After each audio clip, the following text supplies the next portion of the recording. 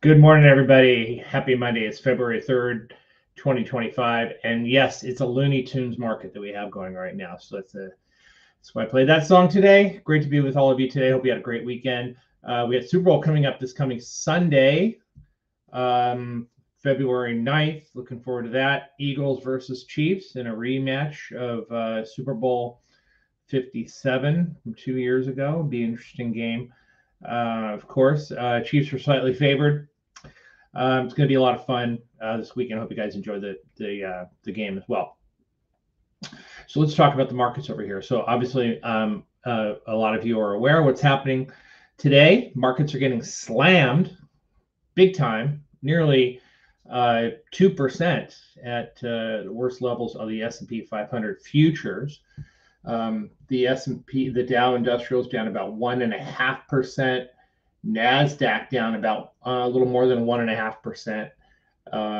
So it's been a straight down move from the open last night, and of course we had some clues as to where the markets were going to go Sunday night, way back on Friday. So Friday, get this. So Friday night after the market closed at 4 p.m. Eastern time, we know that the SPY and the Qs and some of the other indices that trade ETFs trade for about an hour after the market closes. Well, the SPY and the QQQ dumped the last hour of trading, went down about almost 0.5%, a little bit more than 0.5%, as it seems.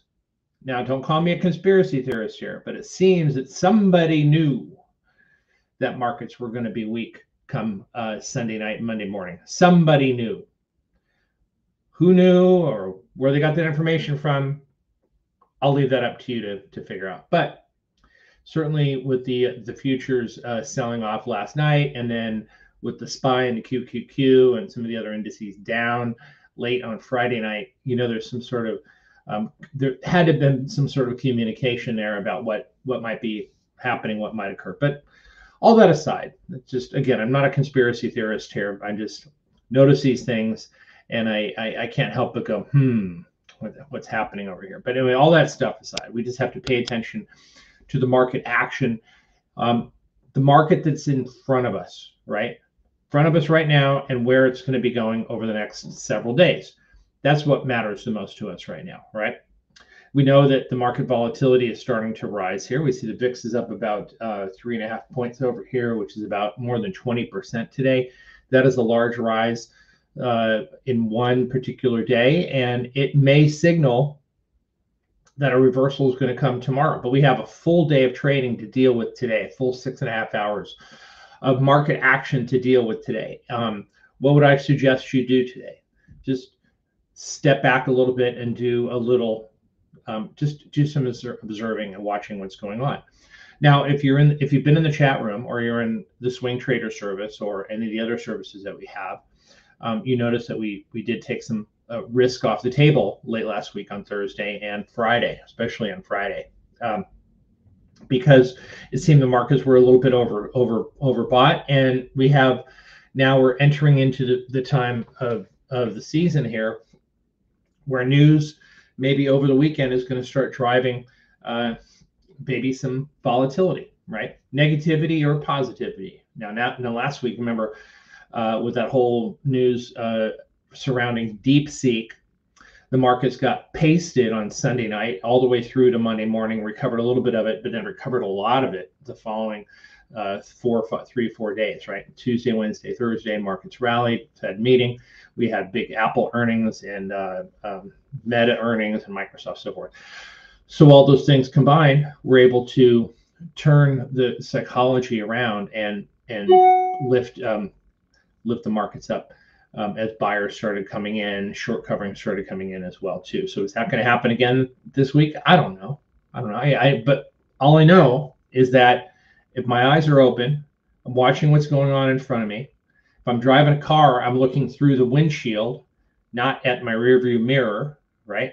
I'm watching what's going on in front of me, paying attention, and making my plays appropriately as I'm moving forward. right? Always got to be moving forward. As we talk about when I play tennis a lot with Leanne, so we're always talking about always got to keep her feet moving forward. It's no different than being in the stock market as well too. Always got to be moving forward, pushing forward. So in this particular case today, we do see again a lot of weakness in the markets over here. We got to see how things play out, how things shake out. It's possible that some of these buyers are going to step in here and buy this dip, right? But we have to wait and see if that actually happens and actually occurs. We're going to see a lot of selling hit right at the open today. Now, today being the first trading day of February, a lot of people expect that money flows come in and they hit the markets immediately. Well, that's not true. Just go back about a month or so with the beginning of January, and we saw that the markets tanked hard in the first couple of days of January. We didn't see that money flow coming in until later in the month, probably around the 5th or 6th trading day of January when all that money flow started coming in. And it actually turned out to be a really strong positive month of January. It wasn't looking that way, especially after the first 5 trading days of January, which actually were positive, but we only made a positive on the 5th day of trading. But nevertheless, the money flow is going to be important as it's coming in for February. So we do have a big week of earnings. Don't forget, we have earnings coming out later this week from Amazon and Alphabet. We have AMD coming out tomorrow, Palantir tonight, Eli Lilly on Thursday morning, and a whole bunch of names coming out. I think this is the biggest week of earnings releases in this season right now. And we also have a big jobs report coming due on Friday and a lot of jobs data coming out starting tomorrow with the JOLTS, the ADP on Wednesday, jobless claims on Thursday, and of course the non-farm payroll coming out on Friday morning. So a lot of data coming out to see to measure what we're looking at. Now don't forget, last week we did have a Fed meeting and the committee decided to keep rates where they were at, 4.25%. And so I think that is a signal, and what they said in the statement and what Chair Powell said, they're still looking at the data, but they're kind of signaling that, they're comfortable with the pause right now because inflation seems to still be rather sticky. Now, some of the data that came out, say on Thursday and Friday, came out in favor of lower inflation. So that's good. But, let's remember something. One number does not make a trend. We've got to see several days, several months of data in a row here. Now, for those of you worried about all this market volatility and how it's had its effect on trading and so forth in the markets, let's take a look at a couple things here first. I want to show you 2 things. I want to show you the S&P 500 daily chart. We had that big reversal on Friday. It's going to open up down in this area over here. I don't think it's going to hit the January lows at the moment. Maybe about 59.40 or something like that is where we're going to probably open up right around here, right in this range over here. So from where we were at the early part of January. And again, remember something, early part of January, we were up a little bit and we crashed all the way down to the 100-day moving average in about 5 or 6 trading days. That was quite a move.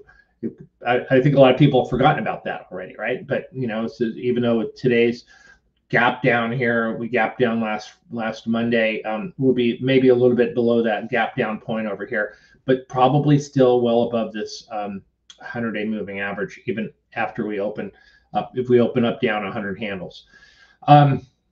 So a lot of this volatility, I've talked about this in the past. Volatility doesn't necessarily mean markets are going down. Volatility seems to scare a lot of people. That's why they call the VIX the fear index. But what's really happening here is that we're getting an expansion of the range, right? It's when markets are normally going like this, all of a sudden volatility increases, it's going like this. So we get big down moves along with big up moves. But it's just that the big down moves feel about 6 times worse than the up moves feel, right? We get a nice up move and we breathe a sigh of relief. We get a big down move and all of a sudden we get anxious and nervous and worried and scared and worried about our money. We feel far worse when the market's going down in a big volatility vacuum than we do when the markets are going up, even if the market goes up a lot I'm sure a lot of you this morning are forgetting that the markets rallied a lot last week, right?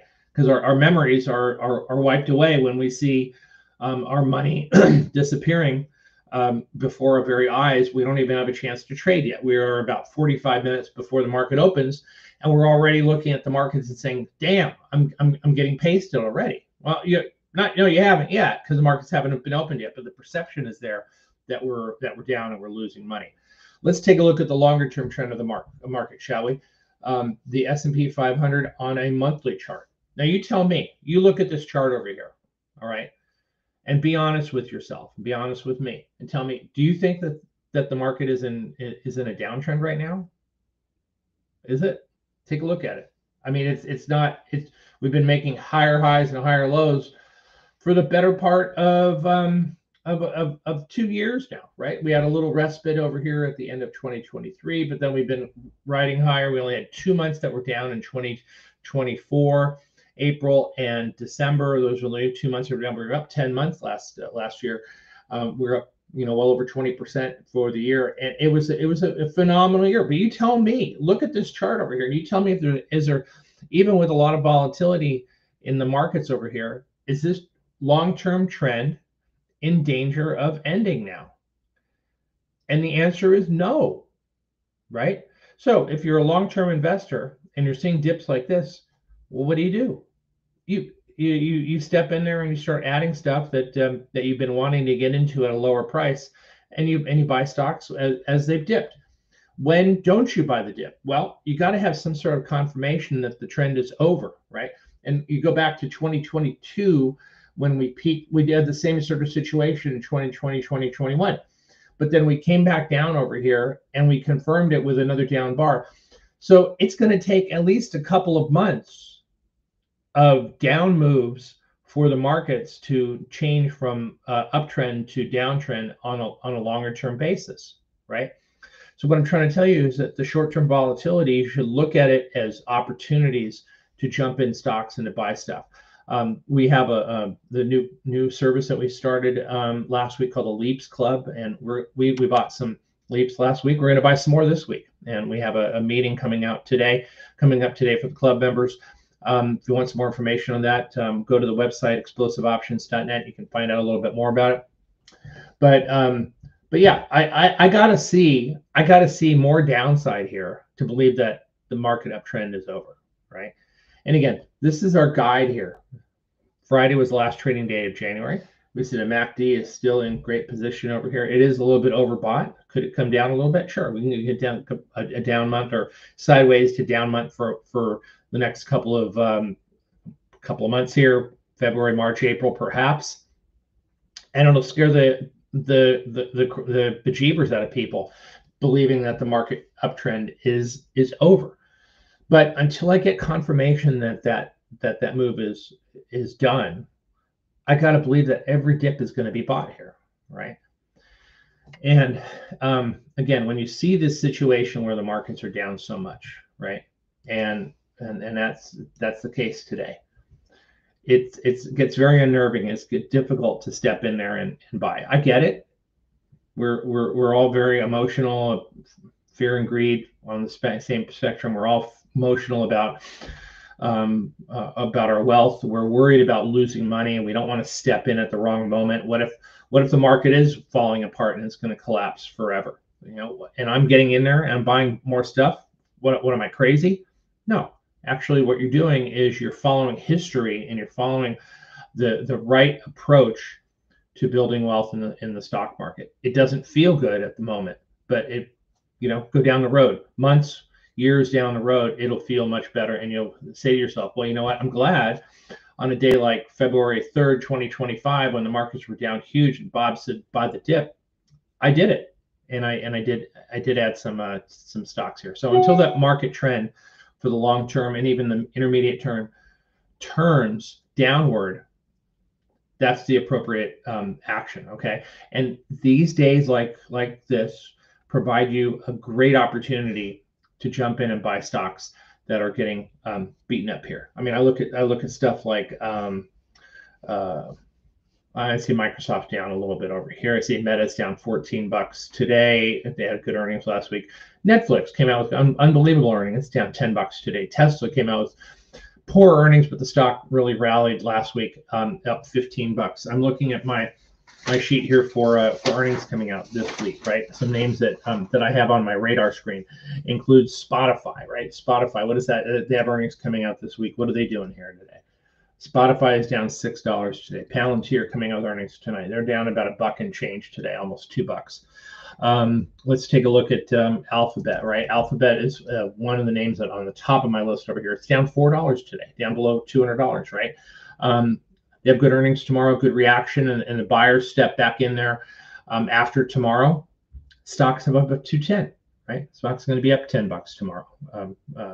Or Wednesday. Amazon's another one too. This is a stock that's been very, very strong. It's only down a buck and change over here from or $3 and change here from Friday's close, which was an all-time high. When I look at a name like Fortinet, right? FTNT down $2 here from a high of nearly 101 on Friday. This is a name that I'm looking at. Cloudflare reporting earnings later on this week. Stock's been on a roll here. It's been very, very strong. It's reporting later on this week. It's on sale today, down $3. You get the point here. SKX, Skechers, which had a really good earnings report last time around. They're looking to have a strong earnings report this week. They report on Thursday. I'm sorry, on the 6th. So yes, Thursday after the close. And then a name like KKR. Okay, Culver Kravis Roberts, KKR, which is private equity, going to be reporting this week. We saw good, strong earnings from Blackstone last week.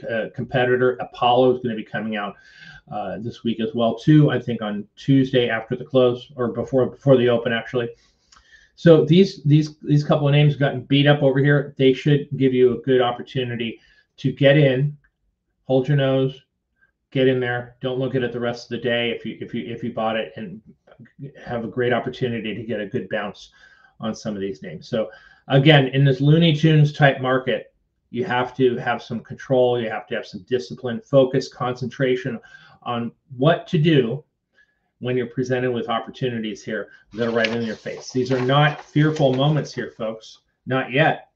These are opportunities for you to take advantage of. So have a great day, and I'll see you guys all in a couple more days. We'll be back together again on Thursday morning before the open.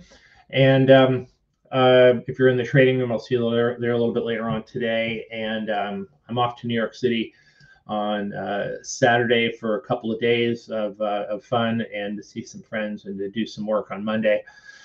And hopefully tell you a little bit more about that on Thursday. And by the way, if you're in the Leaps Club, don't forget, webinar tomorrow afternoon, 4:30 p.m. Eastern time. You have to be there talking about the Leaps. And if you're not on the Leaps Club, go to the website and check it out. Thanks, everyone. Have a great day and trade well. Take your time. Keep your puts on. If you've got some puts on now, great. Book some profits. Roll them down.